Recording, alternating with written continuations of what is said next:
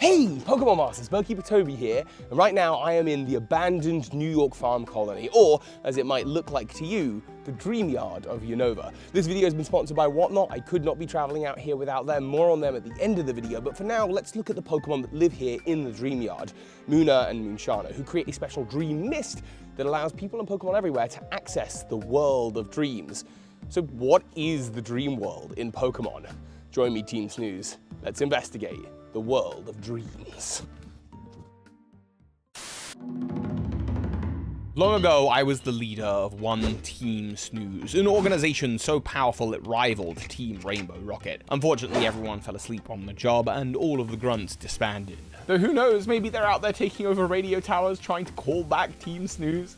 Who am I kidding? Everyone's having a nap. And where those Team Snooze grunts will be going along with their Pokemon is the world of Pokemon Dreams, which is a real physical place in the realms of Pokemon. It is the main existence, of course, where Pokemon trainers live with their Pokemon. This is where most of us spend our time in the world of Pokemon. But layered on top of that, there are other dimensions. The Distortion World, Ultra Space. In the animated series, we also see the Mirror Dimension and Reflection Cave, a dimension to a sort of ghost realm. So there are many realities stacked upon one another in the Pokemon cosmos. And the plane of existence where sleeping Pokemon go, where their minds travel to physically be, well, you could play that through the Dream World game that used to exist on the internet. You'd connect your DS up using Black and White or Black and White 2, and your Pokemon would go on adventures, play in mini-games, go to real locations, and you could even catch Pokemon in Dream Balls. Additionally, there was a 3DS download title called The Dream Radar, where one Professor Burnett of the Alola region was researching the Therian forms of Landorus, Tornadus, and Thundurus.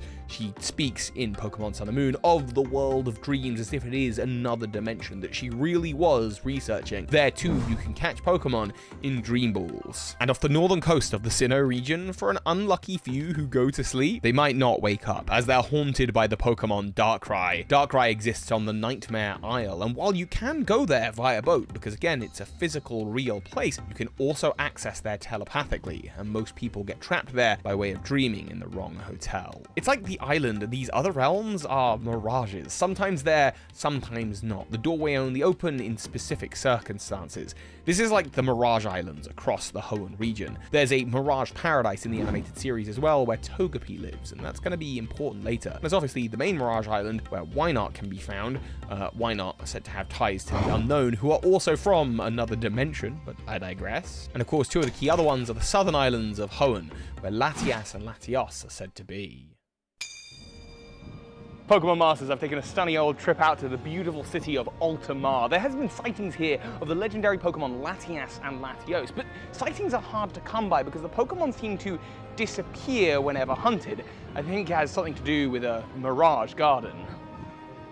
Yes, connected to the world of Altamar in the 5th Pokemon movie, there is a sort of Mirage Garden that Latias and Latios can bring people it trusts into. This is not too similar to the previously mentioned Mirage Paradise that Togepi is connected to. And I've done Pokemon Epics talking about Togepi and Latios before. The Pokemon seem likely related. My Pokedex entry talking about how they only like to appear before trustworthy people and only at peaceful times, and how their designs ultimately, with Togekiss being a winged plane-shaped Pokemon, and these two Pokemon Latias and Latios being the shape of jet planes, as well as the red and blue and the triangles on their body matching the triangles of Togepi's eggs, suggests some kind of connection here. There's a Pokedex entry for Togepi that says that a proverb claims that happiness will come to anyone who can make a sleeping Togepi stand up. So again, we have our connection to dreams here with Togepi, and on Southern Island, when you interact with the rock that's at the center of the island, after capturing Latias and Latios, the rock says, "All dreams are but another reality. Never forget." So once again, we have our symbolism here of dreams and being another realm, another reality. A reality that exists outside of time and space completely. Togepi has lots of traits that makes it kind of similar to a fossil Pokemon. It learns ancient power. In the animated series, its egg is found as a fossilized egg inside a sort of fossil dig site. But at the same time, and I've done a video about this recently, it's possible that Togepi's egg came from the future. An imagined, more peaceful future. If you want to learn about that and how it might be connected to Celebi's Pokédex entry talking about how it leaves behind eggs that it brought from the future, as well as the relationship to the Kimono girls and how all of that relates to one another. I'll leave a link in the description. The other places that you can find Togepi in the wild are in the White City of Unova, itself a city that doesn't seem to be very stable, fluctuating and changing every time you exit and enter. You can also find Togepi through the Dream Radar game, so yes, this Pokemon is very likely from there. But Pokemon trainers and people can access the Dream World, either by going to sleep, and maybe that's what's happening during when you're playing Pokemon Sleep, or of course, by using the power of Marshuna and Masharuna and Muna. Wait, what are they pronounced? How are they said? What are their names? Pokemon that produce a dream mist.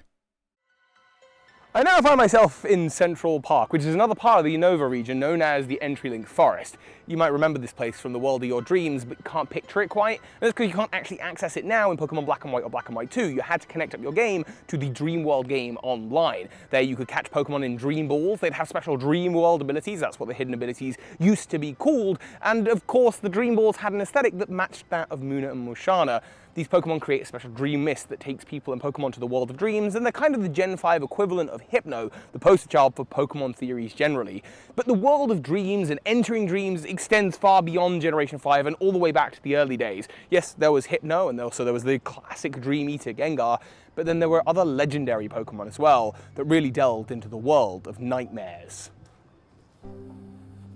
The Nightmare Pokemon Darkrai, the Pokemon that heals those dreams, Cresselia, Latias, and Latios. There are many legendary Pokemon and mythoses tied to the world of dreams and Pokemon. But there are also 3 other Pokemon. Well, 4, technically. The forces of nature. Landorus, Tornadus, Thundurus, and Enamorus. Each of these Pokemon have the form that exists in our world, much like Giratina, and then they have Therian, or in the case of Giratina, you'd be looking at an origin form. A form that's more comfortable, changing the biology to match its original environment. They float on clouds, the clouds possibly made up of dream mist, and Enamorus aesthetically just looking a lot like the Dream Ball. These Pokemon are all also connected to the Dream World and everything we've already talked about. I actually did a video a few years ago on Enamorus, and that video got so many views despite the fact that disappeared was spelt wrong in the thumbnail. I didn't change the thumbnail because the video was doing well. But I will leave a link to that video down below because it's a really good one. It talks about how Cynthia and Alder are hooking up. Anyway, that's besides the point. The main key feature here is tying together a few Pokemon theories, like the one I previously mentioned about Celebi.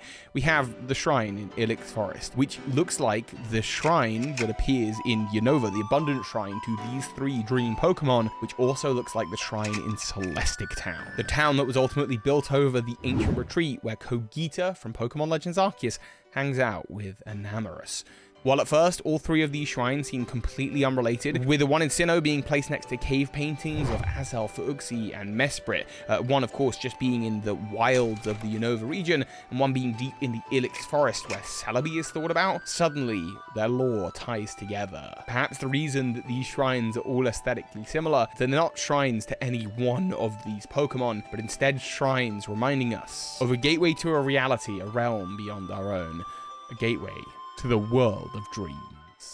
I do find it interesting though that the Dream World was first officially introduced in Generation 5 in the Unova games, and now with the Blueberry Academy we are heading back to the Unova region to discover the truth about Terapagos and the other element of dreams, the Paradox Pokemon. No one's quite sure where they came from, whether they really came from the past or the future, or whether they came from the dreams of people. The 3 loyal ones of Kitsukame, all of whom have Pokédex entries talking about how they were once smaller, meeker, weaker, or less beautiful, until they wished and dreamed and wanted for change. It may be the case that while there is the realm of literal dreams, as in dreaming and sleeping, this also somehow fuels the power of the dreams, wishes, and wants of people. There are many more legendary Pokemon that can grant wishes, including Jirachi, Arceus. The Unknown can tap into the mind of the dreamer and make their thoughts reality. The Unknown do this using a crystal-like power, and so too then is their Terapagos, the Pokemon that uses its crystal and shapes reality into the form that is wanted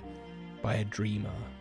Now, speaking of dreams and Paradox Pokemon, we're finally getting the Paradox Pokemon in the form of Pokemon cards with Paradox Rift upcoming. Here we'll see Pokemon like Roaring Moon and Iron Valiant, and we have to wonder whether they really are the stuff of biology or the stuff of imagination and dreams. And of course, you can get hold of some of these cards over on today's sponsor, Whatnot. The link is at the top of the description. Whatnot is a live buying and selling platform and collector community for all collectibles, but of course, the one that might interest you the most is Pokemon cards, and thanks to them over the last year, I've been able to build my dream Pokemon card collection, as I know so many of you have done as well. By scanning that QR code on screen and signing up today, you get £10 free credit added to your account. So if you pick up some of the packs of the upcoming Paradox Rift for less than £10, then they're effectively free. No, you're not dreaming, these are free Pokemon cards for signing up, and of course it helps support my channel as well. And what's so nice about Whatnot is not just the incredible deals you can get, but also the collector community. So many wonderful PokeTubers over there, each one offering their own incredible deals and giveaways. So make sure you click the link at the top of the description or scan the QR code on screen. Make sure to head on over to my account and hit follow to see some Paradox Rift coming up. Thank you to Whatnot for sponsoring this video, and of course,